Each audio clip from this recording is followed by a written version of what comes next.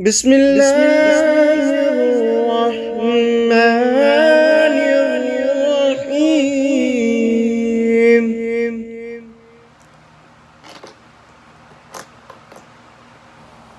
الحمد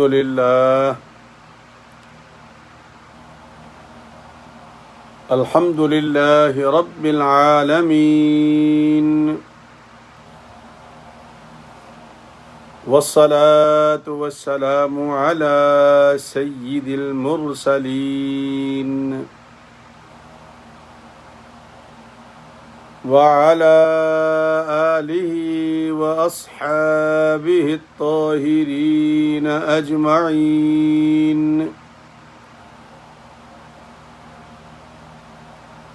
أما بعد، فأعوذ بالله من الشيطان الرجيم. بسم الله الرحمن الرحيم. إن المسلمين والمسلمات والمؤمنين والمؤمنات والقانتين والقانتات والصادقين والصادقات والصابرين والصابرات والخاشعين والخاشعات والمتصدقين والمتصدقات والصائمين والصائمات والحافظين فروجهم والحافظات والذاكرين الله كثيرا والذاكرات أعد الله لهم مغفرة وأجرا عظيما. وما كان لمؤمن ولا مؤمنة إذا قضى الله ورسوله أمرا أن يكون لهم الخيرة من أمرهم ومن يعص الله ورسوله فقد ضل ضلالا مبينا. صدق الله العظيم. بسم الله الرحمن الرحيم.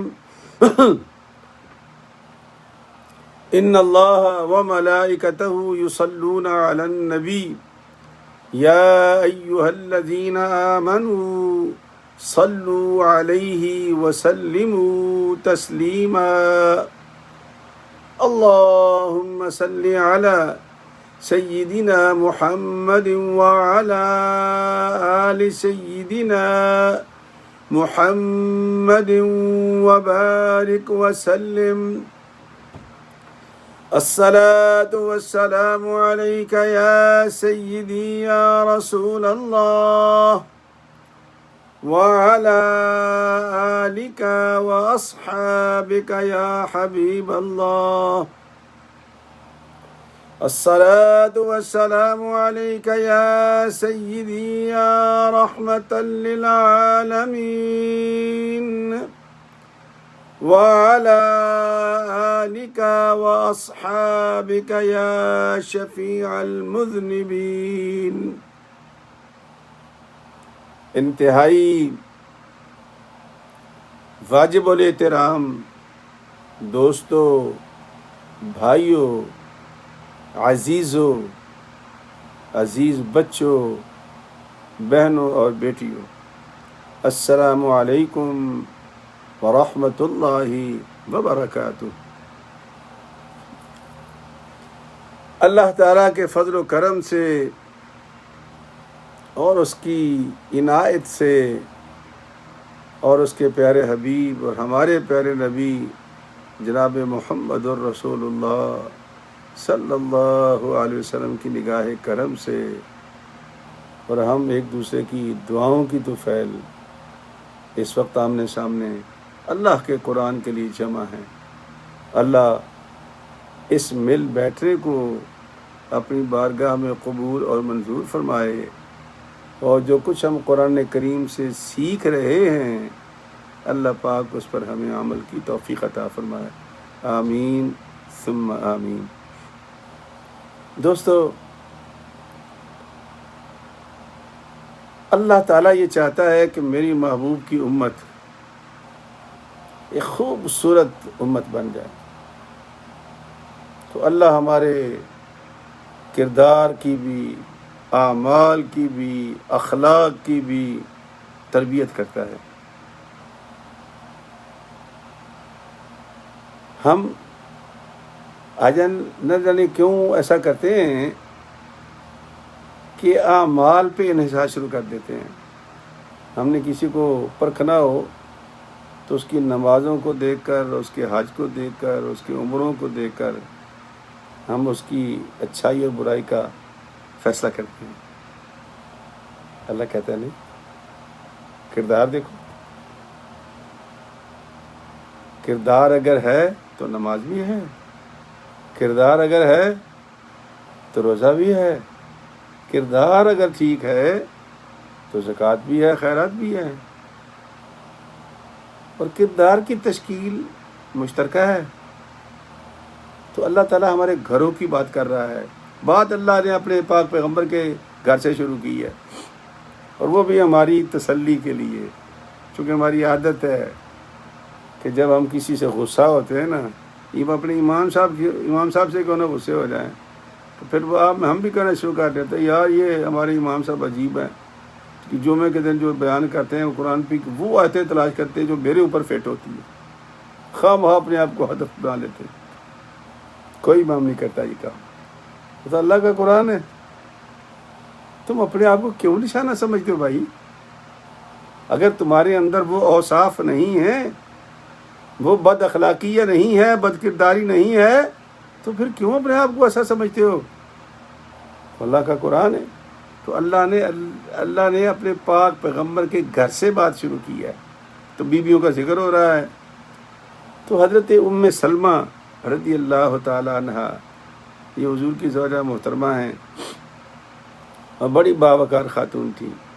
اگر آپ کو یاد ہو تو حضرت امام حسین رضی اللہ تعالیٰ جو پیدا ہوئے تھے تو انہی کی گود میں دیے گئے تھے، اور وہ جو آیت اتری ہے نا، کون سی والی؟ اہل بیت والی، جن کو اللہ پاک کے پاک پیغمبر نے اپنی چادر میں لے کے کہا کہ اللہم ہؤلاء اہل بیتی، وہ بھی بیویوں میں سلمہ کا ہی گھر تھا، اتنی مقدس خاتون تھی وہ۔ اور پھر آپ نے بھی جب سر اس کے اندر ڈالا چادر کے اندر، تو فرمایا کہ یا رسول اللہ میرے بارے میں کیا خیال ہے؟ فرمایا انکی علی خیر، انکی علی خیر، انکی علی خیر۔ بی بی تجھے تو اللہ نے میرا اہل بیت بنایا، میں تو اپنے بچوں کو بنا رہا ہوں۔ کیا خوبصورت بات کی میرے پیارے نبی نے۔ ہم نے لڑ کے کاغذ کالے کر دیے ہیں، یہ لاؤڈ اسپیکر پریشان کر دیے ہیں، مسجدیں برباد کر دی ہیں ہم نے، لیکن یاد رکھنا جو قرآن ہے وہ قرآن ہے، اور جو مصطفیٰ کا فرمان ہے وہ مصطفیٰ کا فرمان ہے۔ کیوں نہیں مان لیتے ہم کہ اللہ کے قرآن میں نبی کی بیویوں کا ذکر ہے اہل بیت کے سلسلے میں، اور بچے بھی اس میں آ جاتے، ظاہر ہے کہ بیوی آئے گی تو بچے بھی آئیں گے، لیکن اسپیشلی جو اللہ کے پاک پیغمبر نے ان چادر میں لے کے فرمایا تو وہ نبی پاک نے بنوایا تھا ان کو۔ تو ایک اللہ کا بنایا ہوا ہے، ایک نبی پاک کا بنایا ہوا ہے، تو کیوں خلط بلط کرتے ہیں یار ہم لوگ، اور کس جگہ پہ ہم اپنی انرجی ضائع کرتے رہتے ہیں بلا وجہ، نہ لینا نہ دینا۔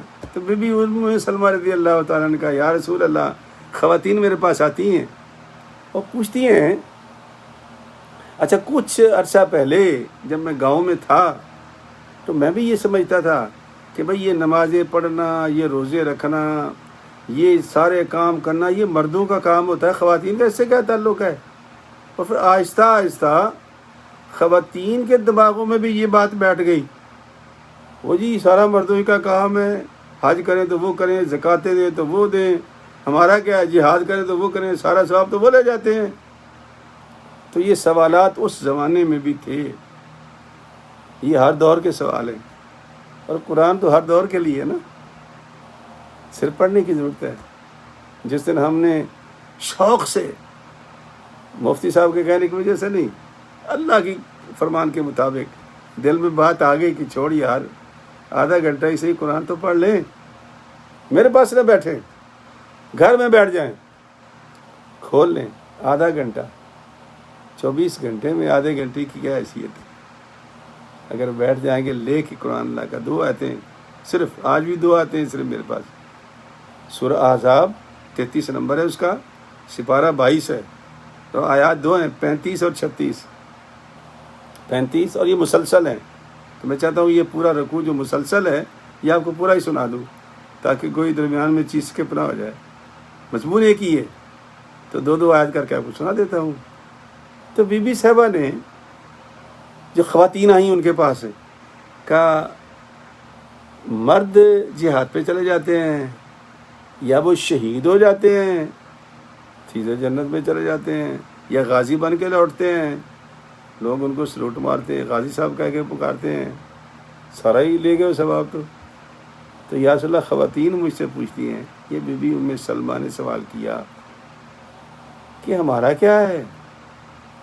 ہمارا تو کوئی ذکر ہی نہیں ہے، ہمارا تو کوئی نام ہی نہیں ہے، ہمیں تو کوئی براہ راست بات کی نہیں گئی، ساری آیتیں مردوں کے بارے میں آتی ہیں۔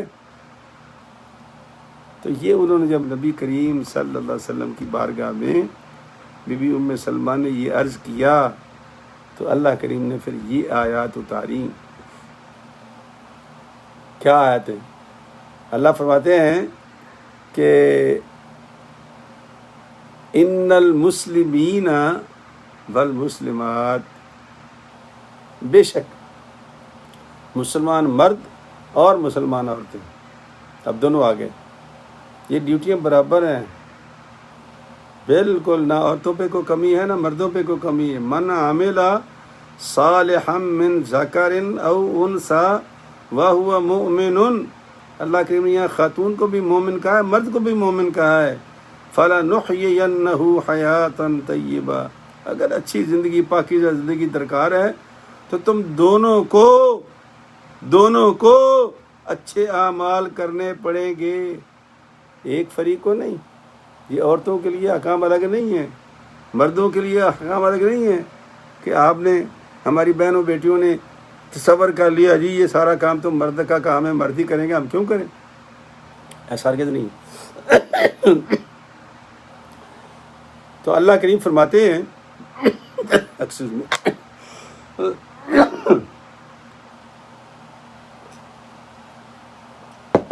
اچھا یہ بار بار بتاتا ہوں کہ یہ دائیں ہاتھ سے پانی میں نے پیا، یہ آپ کو بایاں نظر آ رہا ہوگا۔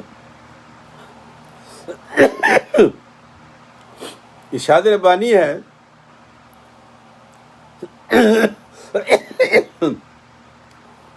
بے شک مسلمان مرد اور مسلمان عورتیں، والمؤمنین والمؤمنات،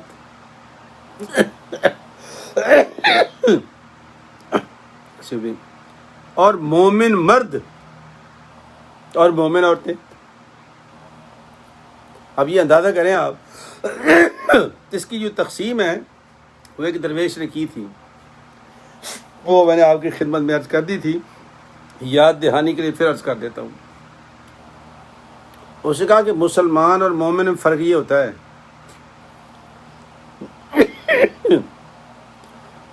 مسلمان اللہ کو مانتا ہے، مسلمان، عورت ہو یا مرد ایک ہی چیز ہے، مسلمان ہے، وہ اللہ کو مانتا اللہ کو مانتا ہے، اور جو مومن ہوتا ہے وہ اللہ کی مانتا ہے۔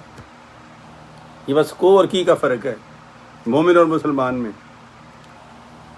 اسلام ایکسیپٹ کرنا ہے کسی چیز کو، ٹھیک ہے مان لیا میں نے، اذ قال له ربه اسلم قال اسلمت لرب العالمین، گردن جھکا دے،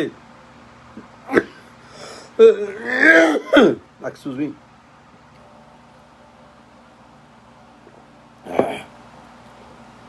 تو جھکا دی گردن، کوئی انکار نہیں، یہ اسلام ہے۔ پھر فرمایا والقانتین والقانتات، فرما بردار مرد اور فرما بردار عورتیں، فرما بردار، فرمان بردار، اللہ کا حکم آ گیا کیری کر لیا، اس کو فرما بردار کہتے ہیں۔ پھر اگر اگنور کر دیا تو وہ نافرمان کہلائے گا نا، فرما بردار تو نہیں ہوگا۔ فرما بردار مرد۔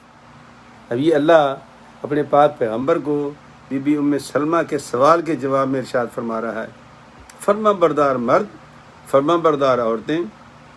پھر فرمایا والصادقین والصادقات، سچے مرد اور سچی عورتیں، سچے مرد اور سچی راست باز، ہر حال میں سچ بولنا کتنا مشکل ہے اس زمانے میں۔ دائیں بائیں ذرا غور فرمائیں نا، ذرا کتنا مشکل ہے یہ، اور خاص طور پر تو ہماری خواتین ہیں نا، سارا دن ہم ساتھ ہی رہتے ہیں، آپ بھی رہتے ہیں، میں بھی رہتا ہوں، باتیں کرتی رہیں گی، لمبے لمبے فون کریں گی، باتیں کر جائیں گی۔ ان کو تو ظاہر ہے کہ جب آپ لمبی بات کریں گے آپ کو کیا پتا آپ نے کیا کہا ہے، بھول جائے گی آپ تو کہہ کے ایمانداری۔ ویسے کیا کہے گی، میں نے کوئی بات کی ہی نہیں تو بھائی یہ آدھا پونا گھنٹہ فون کس کو کیا ہے، کچھ تو کہا ہوگا، لوگ تو سن رہے ہیں نا، وہ جو سننے والے سامعین وہ تو سن رہے ہیں۔ اللہ کہتا ہے نا سچ بولو، عورت ہو یا مرد، سچے مرد اور سچی عورتیں۔ پھر اللہ فرماتا ہے کہ والصابرین والصابرات، مصیبت آ گئی، مشکل آ گئی، 4 دن کڑکی کے آگے یہ کرونا آ گیا، دیہڑیاں ختم ہو گئیں، تنگی کی ترشی کے دن آ گئے۔ اب بیگم صاحب نے کہا جی میں کیا کروں، جہاں سے مرضی لے کے آؤ، نہیں یہ تو صبر نہ ہوا۔ پھر تو اگر یہ خاتون خانہ یہ کہہ دے کہ میاں صاحب مجھے پتہ ہے باہر کیا حالت ہے، مارکیٹ کی کیا پوزیشن ہے، کوئی بات نہیں، آج ایسا کرتے ہیں کہ پرانے زمانے میں ہمارے بڑے بوڑھے ایک پیاز سے روٹی کھا لیا کرتے تھے، چٹنی بنا لیا کرتے تھے، سالن نہیں پکا کوئی بات نہیں، بیٹھو ہم چٹنی بنا کے روٹی کھا لیتے ہیں، کرتے تھے نا یہ، تو ہم کیوں نہیں کر سکتے؟ اب وہ ہمیں 2 3 سالن کھانے کی عادت پڑ جائے تو نفس تو پھر کہے گا کہ بھائی عادت تو تم نے خود ہی ڈال لی ہے، پورا کرو اس کو، کیسے کرتے ہو تم؟ تو صابرین، چونکہ صبر کرنا ایسا ہی ہے جیسے شکر کرنا ہے، یہ دونوں ایک ہی چیز ہیں۔ پھر فرمایا کہ والخاشعین والخاشعات،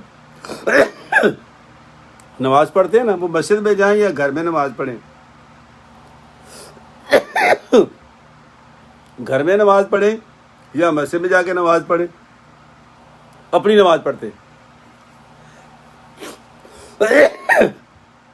ہم کیا کرتے ہیں، دائیں بائیں دیکھتے ہیں، بسم اللہ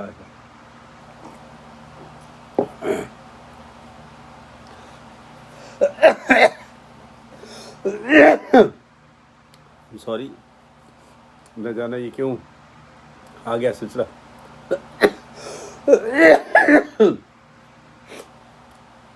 خاشعین، ساتھ والے کو دیکھا کہ کیا پہنا ہوا ہے اس نے،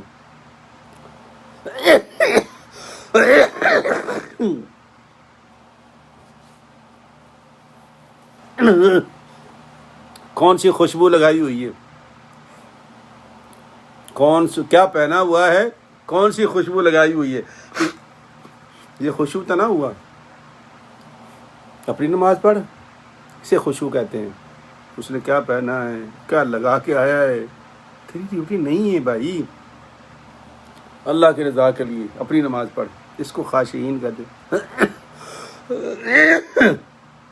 والخاشعات،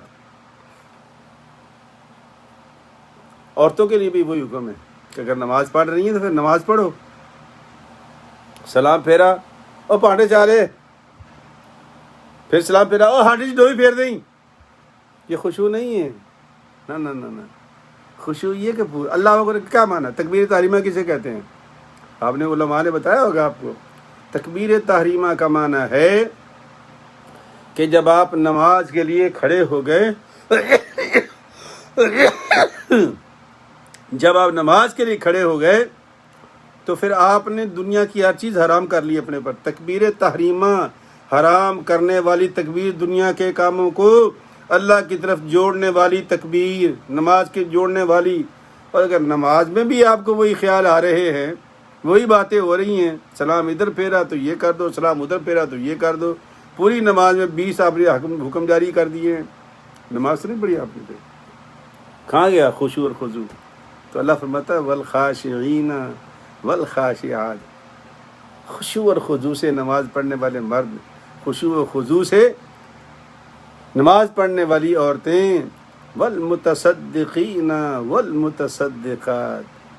کیسا بھی زمانہ چل رہا ہو ان پر, تنگی کا زمانہ ہو, ترشی کا زمانہ ہو, فراخی کا زمانہ ہو, وہ اللہ کی راہ میں خرچ کرتے رہتے ہیں,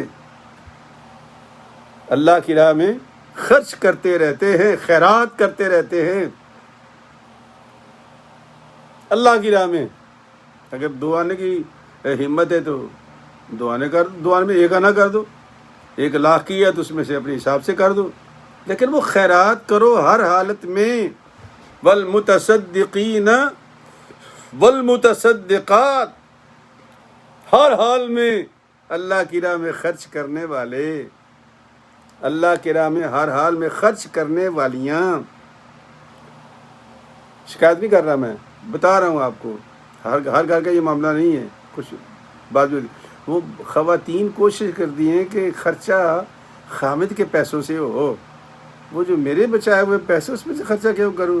وہ بھی تمہیں ثواب تو اس پیسے کا ملے گا جو تم نے بچایا ہوا, وہ تمہارا پیسہ ہے جو بچا ہے تمہارے پاس, اس میں سے خرچ کر.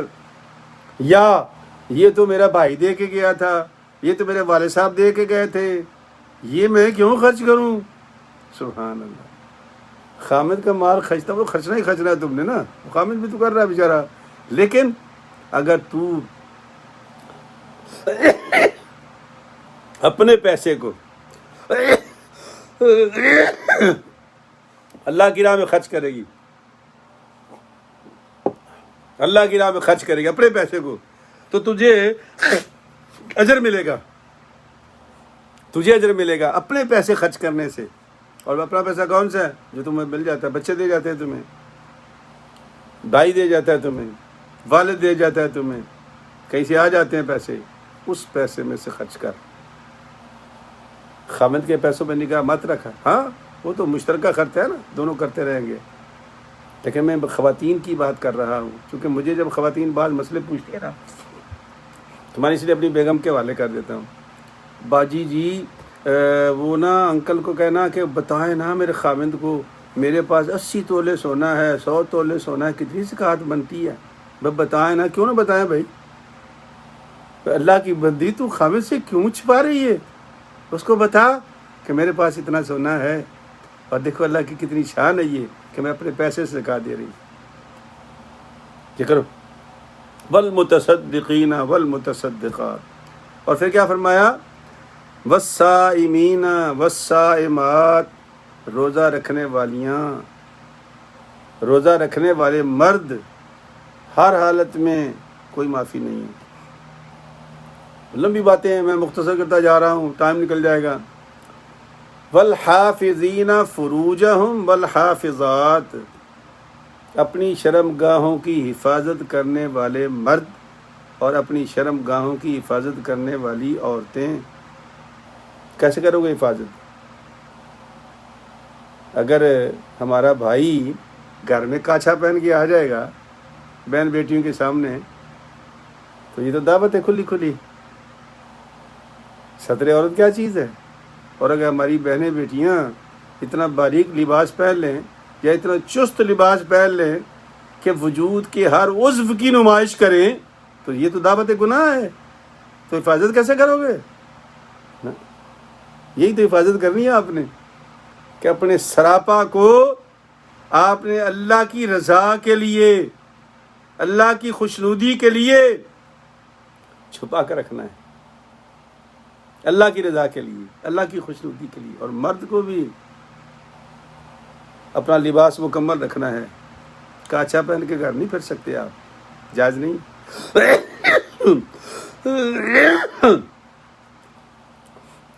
پھر کیا فرمایا اللہ پاک نے، وَالذَّاكِرِينَ اللَّهَ كَثِيرًا وَالذَّاكِرَاتِ، اور اللہ کا ذکر کرنے والے۔ ذکر سے مراد وہ صرف جلی نہیں ہوتا، اللہ نہیں، یہ نہیں ہے، یہ بھی ہے، یہ قصہ ہے اس کا۔ ذکر کا معنی یہ ہوتا ہے کہ جب کوئی کام غلط کرنے لگوں تو مجھے یاد کرنا پڑے گا کہ میرے رب نے کس کے بارے میں مجھے کیا کہا ہے، بس۔ اور میں ایک اور بات کہتا ہوں آپ کو، اکثر بچے بھی کال کرتے ہیں مجھے، جب آپ کو آپ کا دل کہے نا کہ یہ شک والا کام ہے نہ کر، تو سمجھو وہ چھوڑ دے۔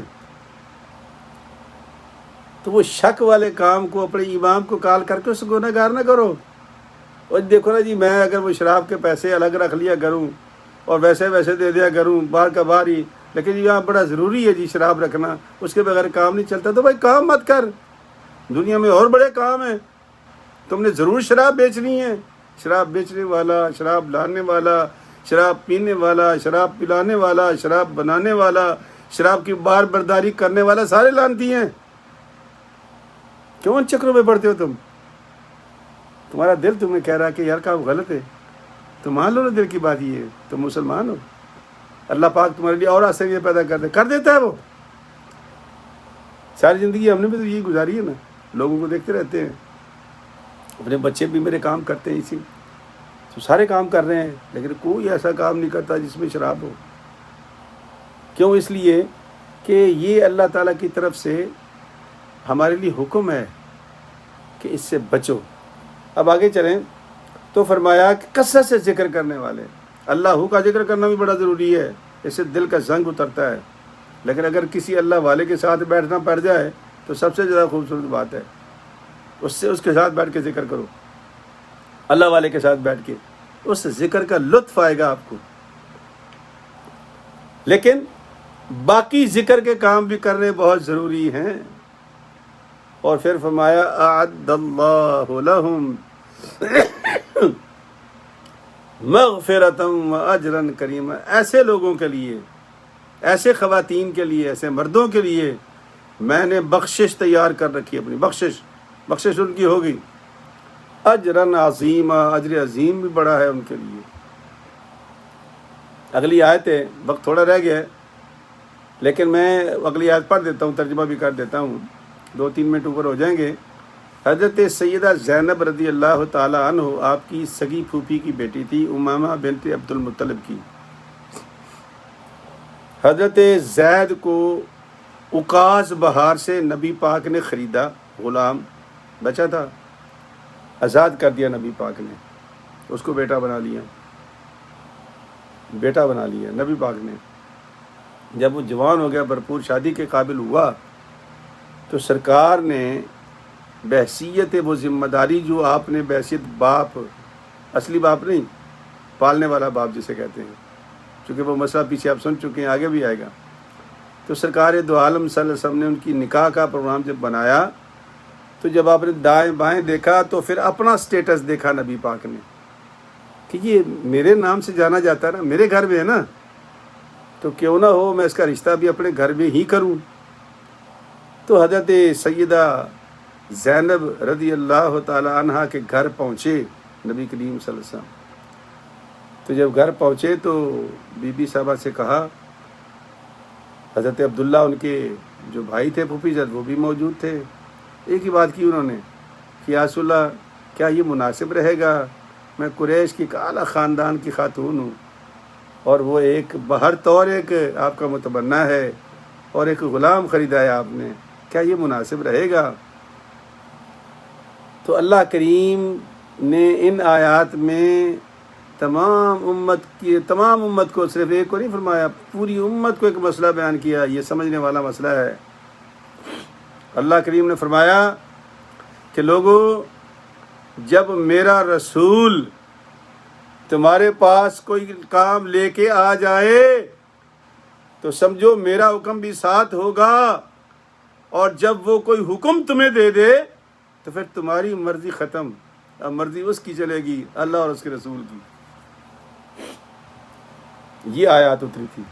تو جب یہ آیت اتری تو حضرت بی بی زینب نے انکار نہیں کیا، نہ حضرت عبداللہ نے انکار کیا. ان کا اگر حکم ربی ہے اور رسول خدا کا حکم ہے تو ہم رسول خدا کا حکم دیکھیں گے، ہم دیکھتے نہیں کہ یہ ہے کون ہے.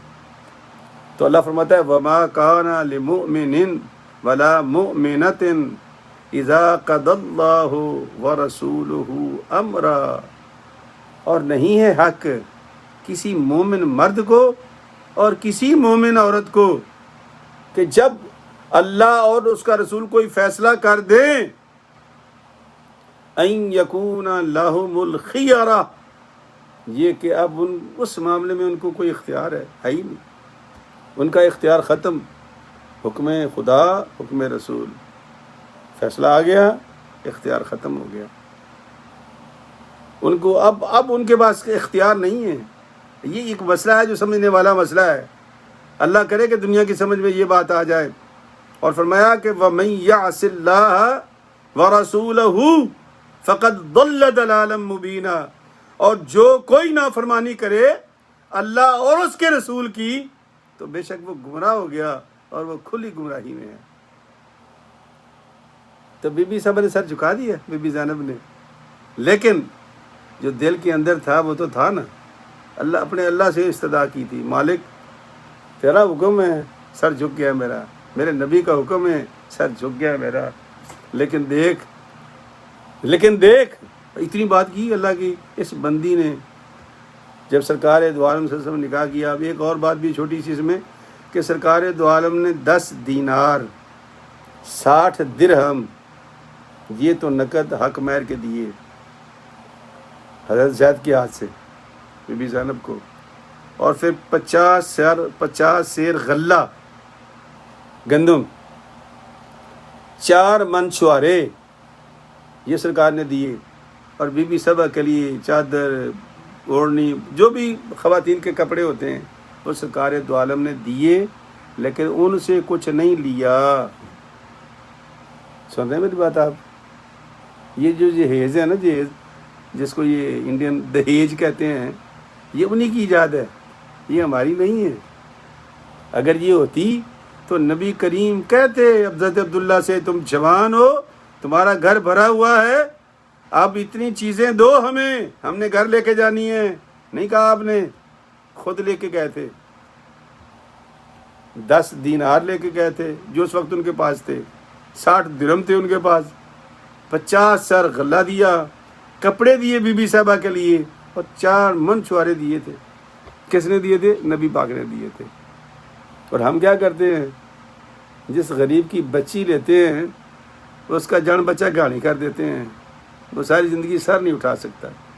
جس کی 2-3 بچیاں وہ تو گیا قیامت سے، تو ختم ہو گیا. اور کئی بچیاں ہماری اسی انتظار میں عمر رسیدہ ہو گئی ہیں، نہ وہ انتظام کر سکے نہ ان. اچھا اتنے بے حیا لوگ بھی میں نے دیکھے ہیں، کیونکہ میں تو اس فیلڈ میں ہوں، کہ جب ان کو مطلوبہ رقم مطلوبہ چیزیں نہ ملیں تو وہ برات ہی واپس لے جاتے ہیں.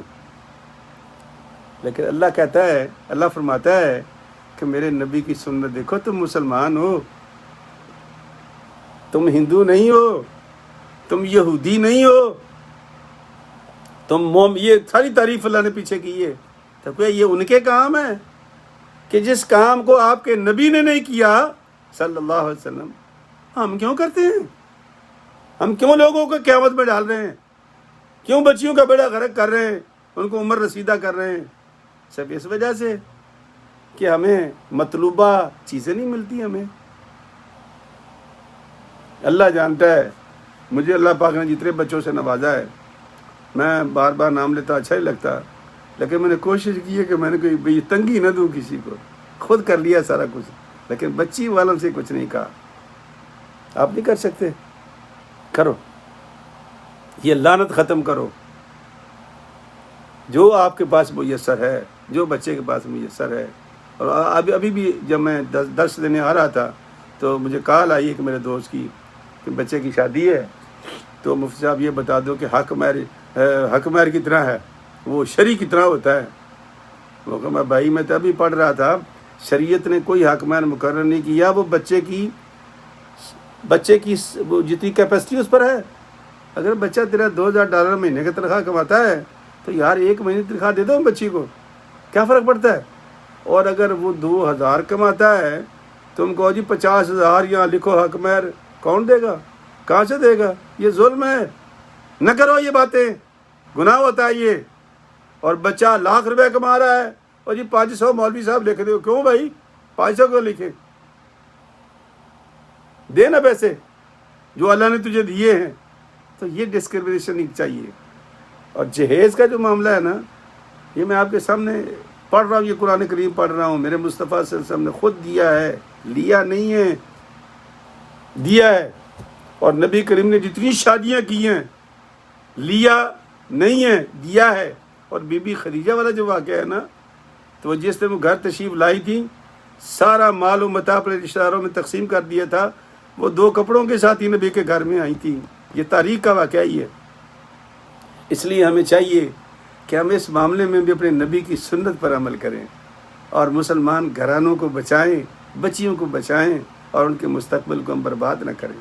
اللہ تعالیٰ بھائی ہمیں عمل کی توفیق دے. آج تھوڑی درس میں تکلیف ہوئی آپ کو سننے میں, سماعت میں, نہ جانے کیوں یہ کہاں سے کھانسی آ گئی. ہاں جی, اللہ ہی بہتر جانتا ہے, اللہ کے کام ہے, اللہ ہی جانتا ہے. بہرحال آپ میرے لیے دعا کریں, کمی بیشی اللہ دور کر دے. میں آپ کے لیے دعا گواہ ہوں کہ اللہ پاک آپ سب لوگوں کی کمی بیشی دور کر دے, اور اللہ تعالیٰ تمام یعنی دنیا کو, صرف مسلمانوں کو نہیں, پوری دنیا کو کورونا کی وبا سے محفوظ فرمائے, اور انسانیت کو اللہ پاک اس مصیبت سے نجات دے دے. آمین. السلام علیکم ورحمۃ اللہ وبرکاتہ.